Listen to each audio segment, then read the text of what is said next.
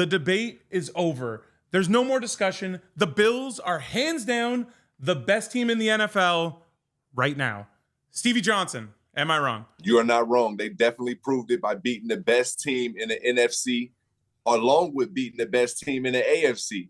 So that just shows that the Buffalo Bills are the best team in the league. So the Bills snapping the Lions' 11-game winning streak. Earlier in the season, they snapped the Chiefs' 9-game winning streak. And I do feel, Davis, that each and every week, the headline with the Bills are, the Josh Allen is the first player in NFL history to do that, or the Buffalo Bills are the first team since 1976 to do that. Each and every week, the accolades continue to pile up for the Buffalo Bills. It's unbelievable to watch. Yeah, I teeter on the best team in the NFL. They're definitely, in my opinion, right now, the best team in the AFC. There's no question about that. You know, the Kansas City Chiefs have the 1 seed right now, but the Bills are the best team in the AFC. The reason, Stevie, I would say is because of what happened with Detroit's injuries. Too many guys banged up. I'm not sure I could give that title yet, but I thought the performance was impressive. Welcome into Broken Table following the Bills' huge win over the Detroit Lions. That's Davis Sanchez. That's Chris Hein. That's Stevie Johnson. I'm Aaron Korolnek. What a performance by the Buffalo Bills on offense, Chris. That's now 8 straight games with 30-plus points for the Buffalo Bills, something that only a select few all-time offenses have done. And looking at the schedule coming up, why not make it 11 to close out the regular season? Well, first, you got to make it 9 to set the all-time record. And I listened to Bill Simmons this morning, and he was like, one thing in common, none of those teams have won a Super Bowl. Well, this will be the first. Because they are playing at a level, and specifically when it comes to Josh Allen, when was the last time we saw a quarterback playing this good? I have to go to year 2 Mahomes, his first year starting, because Josh is the best quarterback in the NFL right now. I know you can be like, yeah, Mahomes, playoffs, do it in the playoffs. That's fine. Right now, at this moment, Josh Allen is playing the position better than anybody. Absolutely. And I'm on board with you on that. And when you talk about MVP for the regular season, I mean, just look at what he's already done. When the playoffs come, that's a whole nother story. We'll get to that topic when we do. But I'm on board with you. He's the best in the league, and he's rocking with the best team in the league. I still feel Allen now minus 900 to be the NFL MVP. It is over. And it's completely deserved. And frankly, if you're trying to make a case for anybody else, you really should just stop talking because there is no case for anybody else. After what Saquon did yesterday, I get it. Lamar threw for 5 touchdowns, but it was against the Giants. Does that even count? Josh Allen, what he's done all season long, and consider the conversations we were having before the season, guys, about everybody eats and who's the go-to guy for the Buffalo Bills in lieu of Stephon Diggs being shipped out of town. It doesn't matter because week after week, Josh Allen makes somebody spectacular. And yesterday was just yet another example of that. It's been incredible to watch each and every week. The way he spread the ball around, I think of his his 300-plus passing yards, I think only 111 went to receivers. And you saw running backs making catches, tight ends making catches. That throw to Keon Coleman was the fastest, at 2.47 seconds, the fastest 50-yard or more air yards in a throw ever in NFL history. Wow, what a stat. And the stats just keep coming. Like the last 3 weeks, he has 1 negative play, and that was a kneel down. Hasn't been sacked, hasn't thrown an interception, hasn't fumbled the ball. Like each week, we are seeing the spectacular. And it's like you said, every week they're like, we've never seen that before. And it started with that Chiefs game with that run, and then Niners, like in the snow, the lateral. Every week, this guy is doing something special, and it is just, we are lucky to be alive, especially from a Bills fan perspective. Yes. We're lucky to be alive in an era where we get to watch Josh Allen as our quarterback. Absolutely. So can we stop with the Josh Superman? Josh put on his cape. Because when Tom Brady was dominating the NFL in offense and dominating defenses in the NFL week in and week out, he was the best player in the league, bar none, no question, which Josh is the same right now. Every week, did everybody say, oh, Tom had to be Superman. Tom was Superman. They just plain and simply said, Tom is the best player in the world. Tom is the best quarterback to ever play. Most those talented guys, not talented, but the best quarterback in the league right now. And that's what Josh is. And so they keep saying that he's making these magical plays or he's being Superman, he's put on his cape. It's not Superman. That's what he does every single game. And to AK's point, and what makes this similar to what Brady did, it's with Jimmy's and Joe's. Yeah. It's a bunch of average, no disrespect. It's to a bunch of average guys, and Josh is so damn good that he's making he's elevating all these guys to levels that maybe they didn't think would happen. And to look at yesterday, Ty Johnson going for 114 receiving yards. That's the most receiving yards by a running back for the Bills since 1981. You know who that was? 81? No, I don't. Joe Cribbs. Joe Cribbs. I mean, we're talking about historical precedent week after week with Allen in this offense, Stevie. It is just something I shake my head and marvel at because it's unlike anything we've seen with this football team for a very long time, if not ever. Yeah, and I'm going to jump in and be the Joker right now. There was a situation where our winter soldier, it was 4th and 2 or 4th and 1.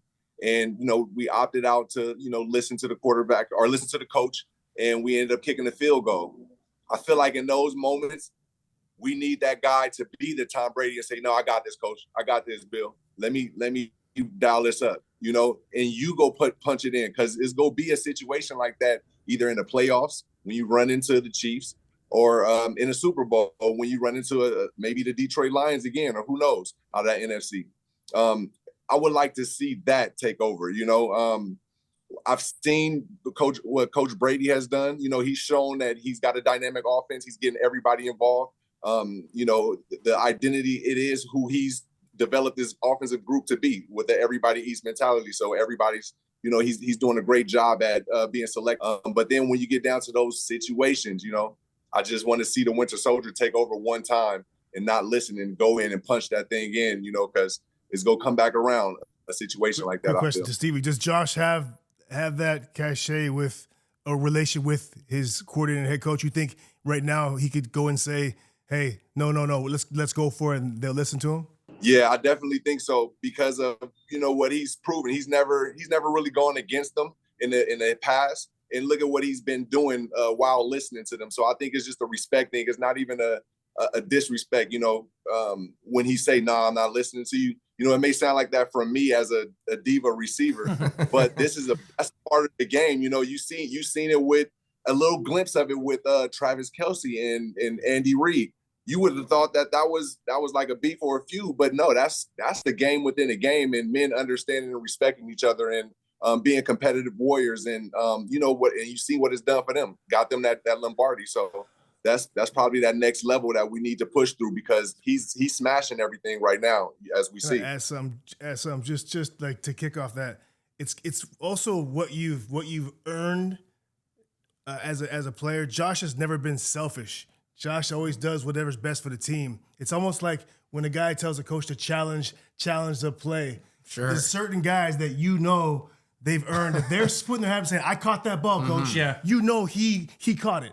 There's other guys who put their hand up and you're like, coaches should never listen to players. Players always think they can. It's always a catch. No, it's always a catch. There's certain guys. You don't think that there's – actually, I know there's certain guys. There's certain guys that will put their hands and say, I got that, coach. And they know that guy is thoughtful. He's understands the situation. And if he's saying he caught it and challenged it, he caught it. There's other guys who are just usually knuckleheads like, yeah, I caught it. But you replay it down 3 times off the ground. I remember we saw it with Amari Cooper earlier in the year, where he was like, no, like, hurry it up. Like, I might not have caught this. And then I think the play was challenged and they did catch it anyway. So it's nice to see that awareness when someone does think like, hey, faith in players, Chris? Well, I mean, I have faith in video review is what I have faith in. My gripe is more, and this is just my love of the NBA showing, guys in basketball saying challenge something is like, no, you hacked him. Like, football players, sure. Basketball players never listen to them. So, I mean, when you consider yesterday, and I think back to this show last week, a week ago today, where I was yelling and screaming about McDermott and Joe Brady and the decision-making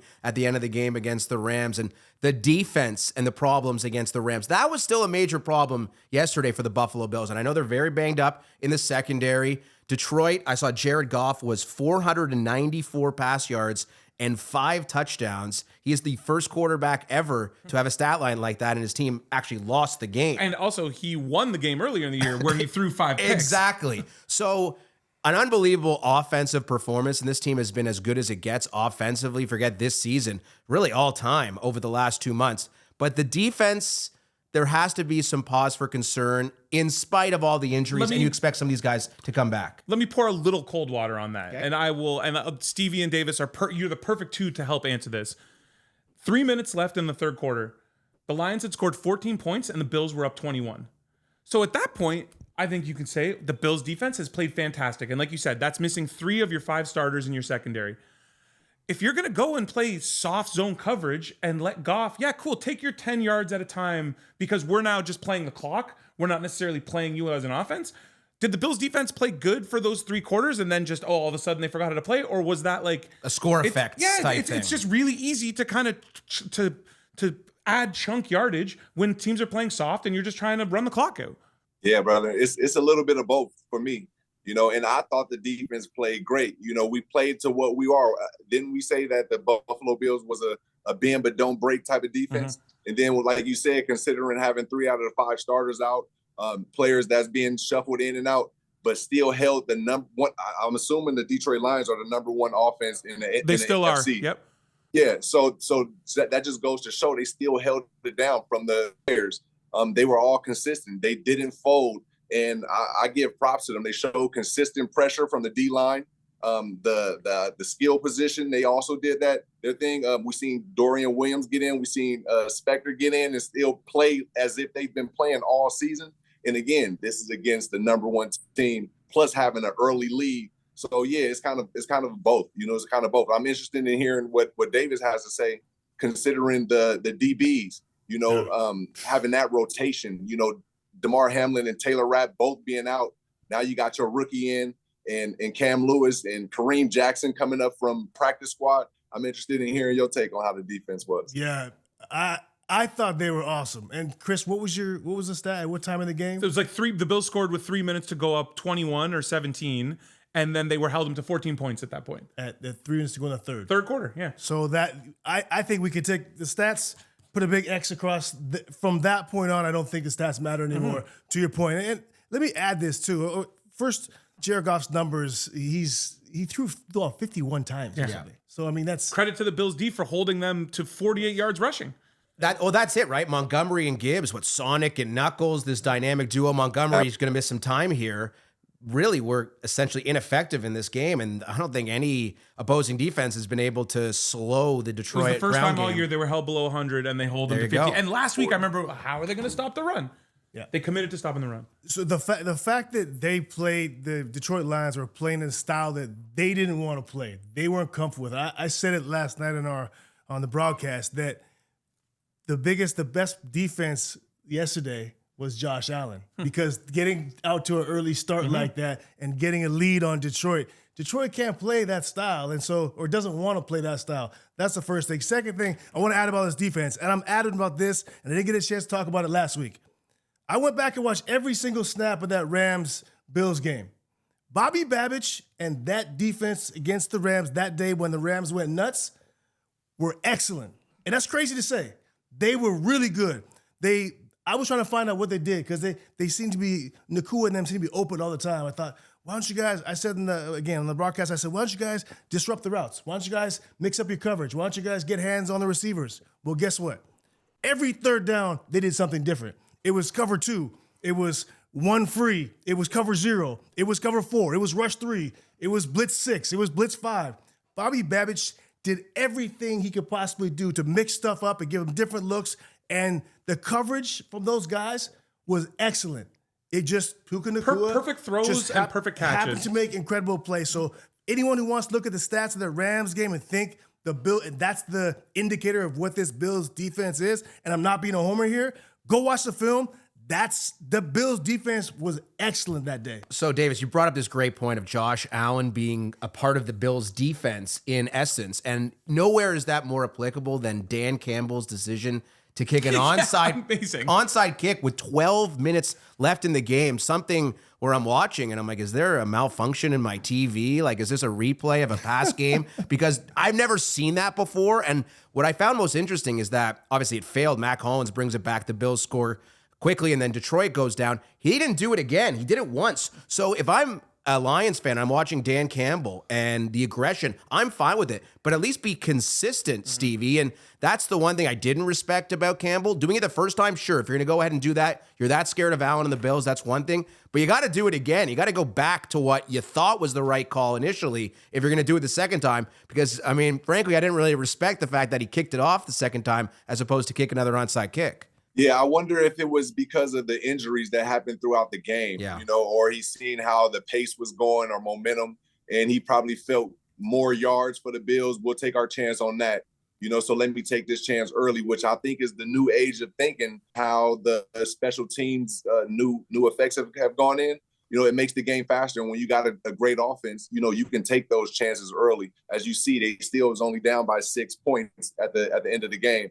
So I'm with it, and I feel like if he had a full defense or a healthy defense or a defense that even got one takeaway, he might have went on with it. But he was in that kind of bend but don't break mindset, I feel like, towards the end, and he bet on his defense. And it's tough to stop a number one rated offense in the Buffalo Bills. So at the end of the day, you gotta play your cards, and I felt like he did, and he tried to adjust with his team. So we'll get into those Lions injuries a little later when we talk NFC. But to what Stevie just said, who can stop this offense? Like, calm me down a little bit here. How is this not a Super Bowl team? No one can stop this offense. They're historically great. They're going to set that 30-point record next week, hopefully. I just don't know. And unless it's like what we talked about last week, it's like a really great team and something McDermott lets them down, or like maybe a matchup with the Ravens.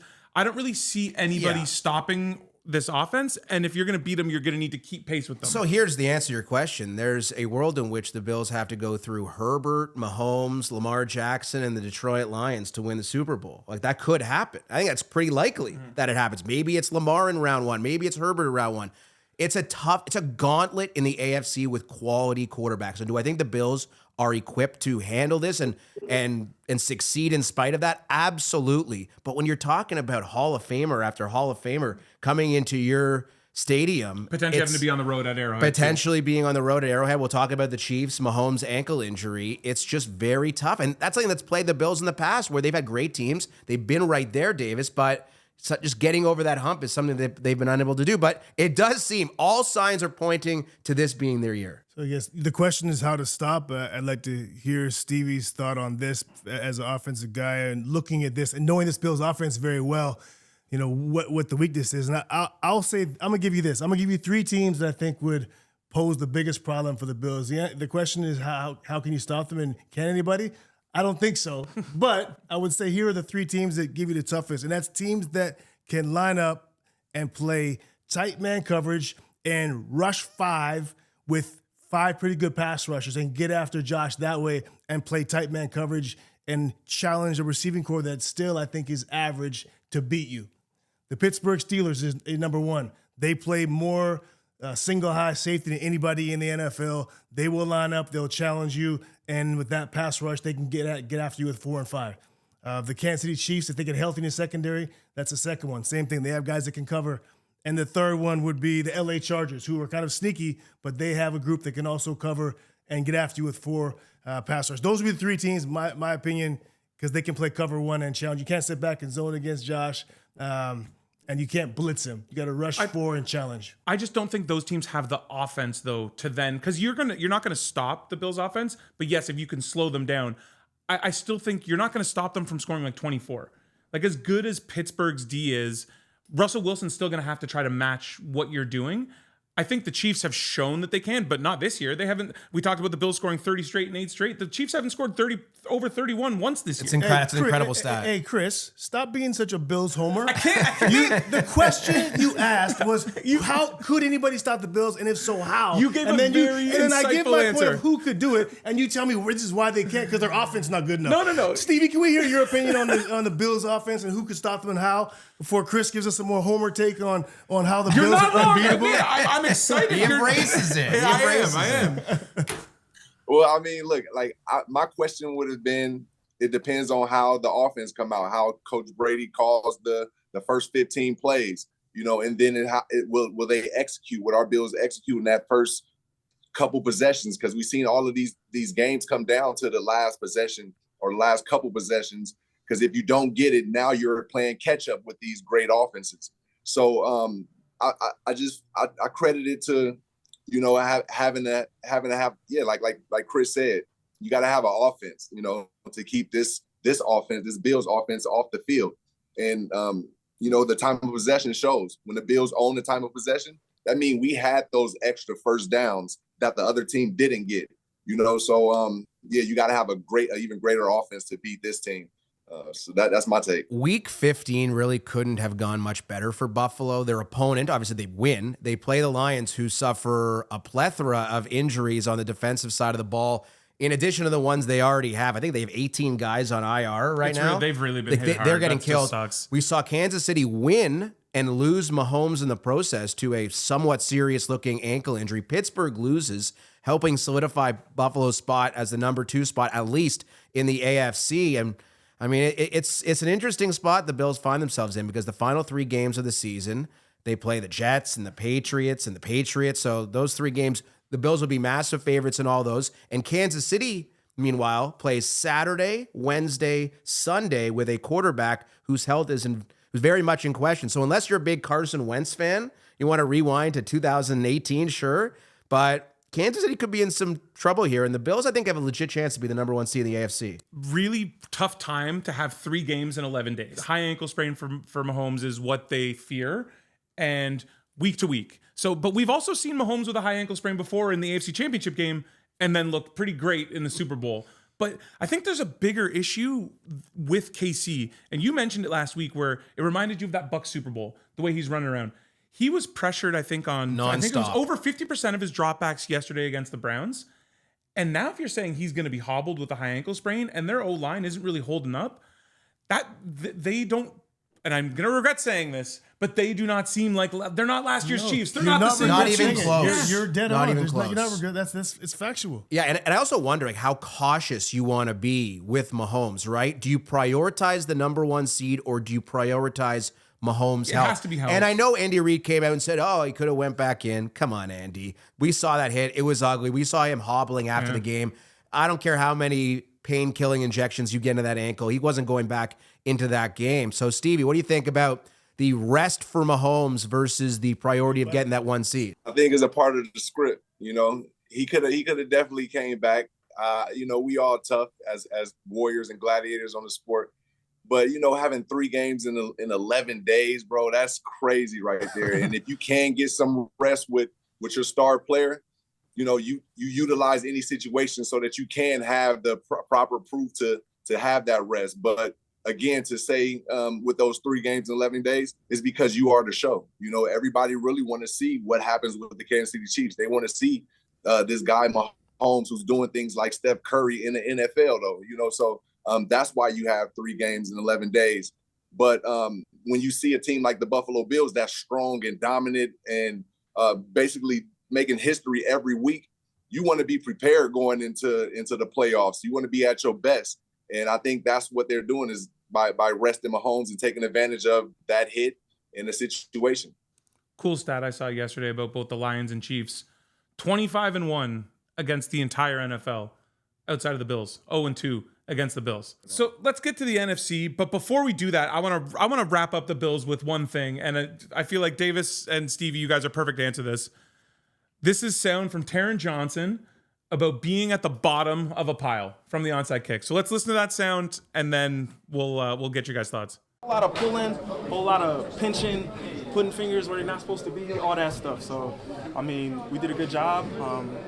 Just did a good job on that play. Davis was the guy doing all the I just think that's, weird That places. was Davis doing all that. That's why they call me Sanchez. But I find it, I do, he shouldn't be talking about that. I mean, putting fingers in places. Pinching, pulling fingers where they're not supposed to be fingers going. where they're not should be. I got a pretty good idea what he means by that.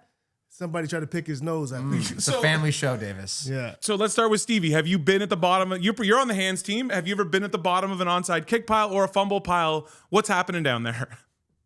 Yeah, I've been on. You gotta love it. You gotta love it. To be in that fire. But yeah, at the bottom of those piles, you either get your arms getting scratched, getting ripped. They got, when he says those hands, that's why I end up wearing a visor, because somebody's finger was in my nose. It was crazy. Like, come on now. Like, people act all cool outside, but under them piles, they turn into real demons. So yeah, that's what he mean by that. Chezzy, what about you?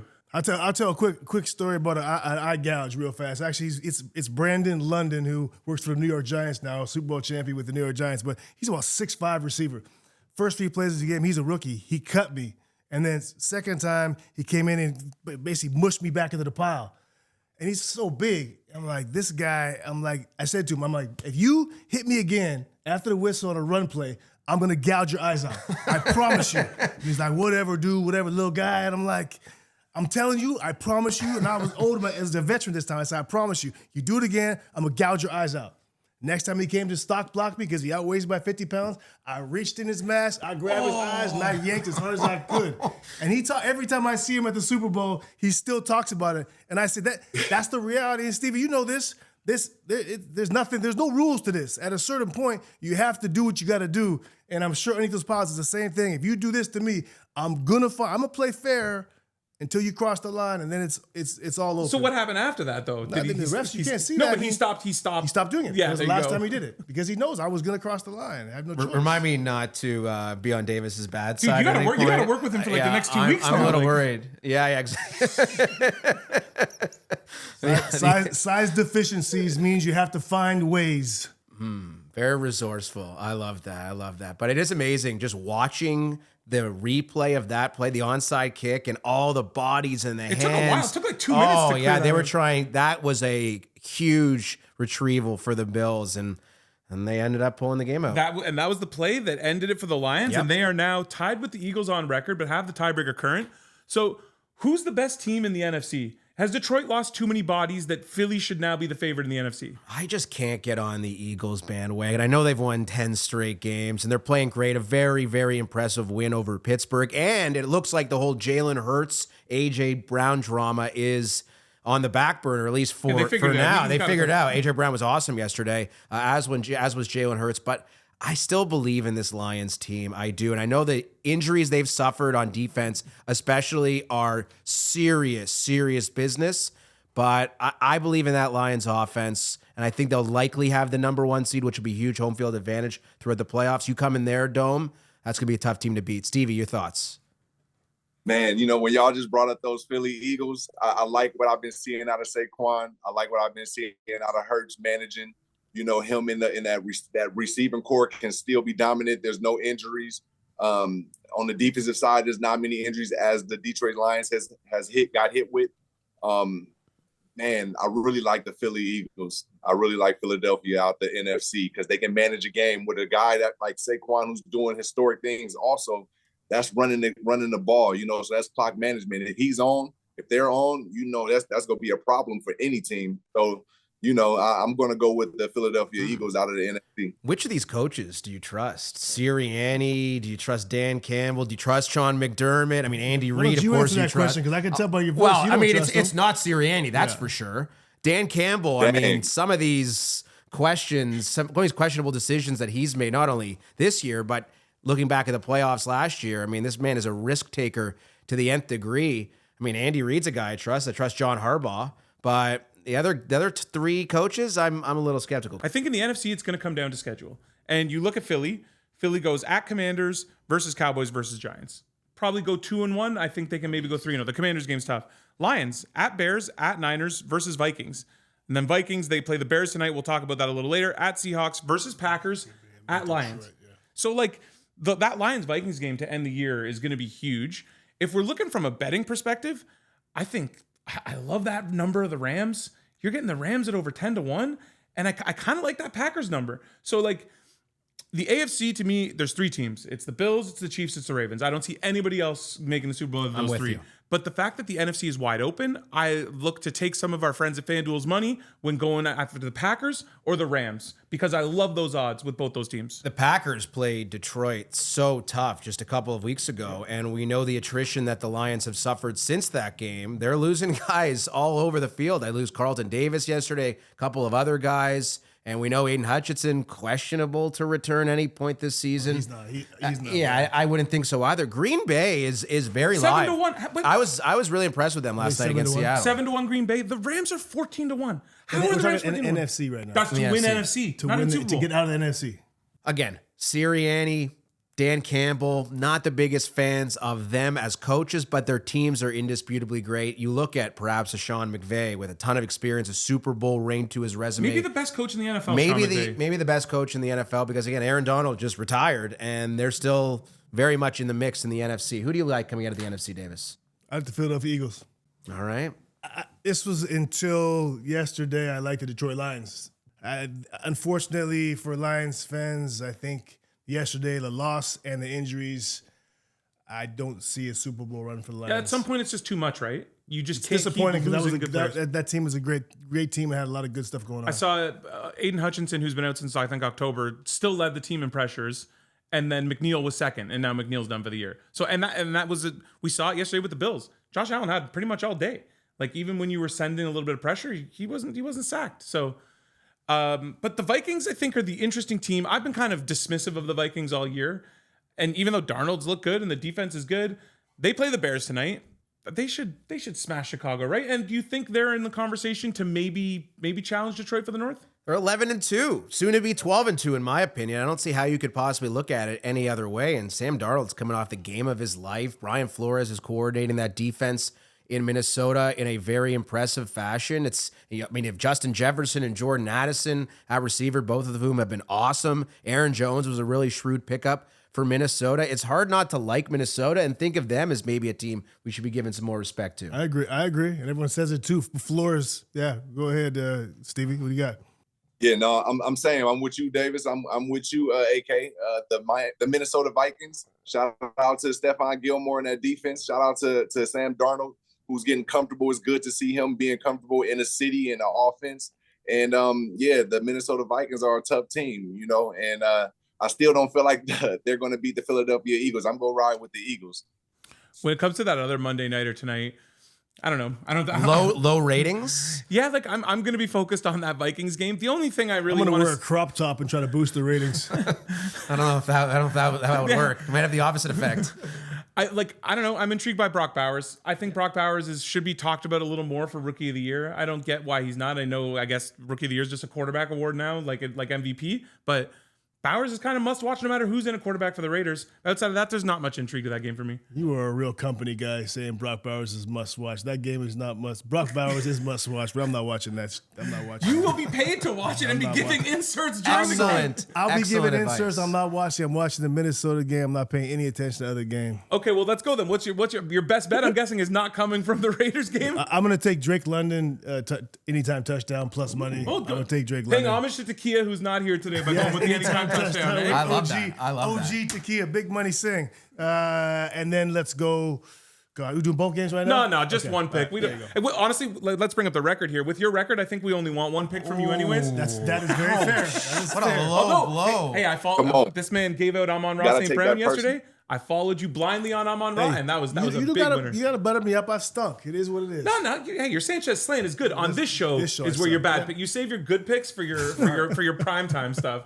Well, from Sanchez slant to Aaron's angles, I just made that up. Aaron Jones for me, my namesake, over 65.5 rushing yards. One, because I think the Vikings will be playing with a lead in the second half, and they'll be relying on Aaron Jones heavily. Secondly, Chicago's run defense stinks, and Aaron Jones has been really good for them, and this is a really nice spot for Aaron Jones to feast. Maybe some alt numbers, 80 plus, 90 plus, 100 plus for Jones. Anytime Tutty could be in play, but for me, the rush yards are really nice for Aaron Jones tonight. Now, because based off what you're saying, where the Vikings could have a nice little lead, and I agree, as a favorite of 6 or more, Sam Darnold is 5-0 straight up and 4-1 against the spread. So I do like the Vikings laying the 7 points there, but my best bet is going to be DJ Moore over 5.5 catches. Chicago's going to be down. Chicago's going to be throwing. DJ Moore the last month has been great. Last 4 games, 7 receptions a game, 78.5 receiving yards per game. So I think maybe sprinkle on the yards, but the receptions is my play today. Stevie, what do you think? And I think you've been big on the Vikings. Is it going to be Vikings -7? Yeah, I'm going to take whatever on the Vikings. I'm going Vikings because the Bears, shout out to my guy Keenan Allen, but that defense, they can't stop nobody. They can't stop the run. They giving up 4 yards every play. So I really don't think they're going to compete with them. So I'm going with the Vikings. And then when you talk about the Vegas Raiders, I don't even know who the quarterback is. So I'm going to go with the Atlanta Falcons on that one. And you can get a money line or whatever. At the time of the taping, we don't know who the quarterback is because it seems like it's going to be like Aiden O'Connell didn't practice all week, but he's still questionable. So Does it really matter Yeah, who the that's quarterback the is going to be for question. the Raiders? O'Connell, Ritter, the corpse of Tom Brady coming out of the owner's box. out of the owner's box to play quarterback. I mean, it's just ugly for the Raiders, top to bottom. All right, that's it for us. Stevie, see us out. Hey, look, guys, remember, do not make that bet on FanDuel until you listen to the Broken Table staff bets and best parlays, brother. One love from the Broken Table. Remember to handle business, have fun, and repeat. Tune in next week.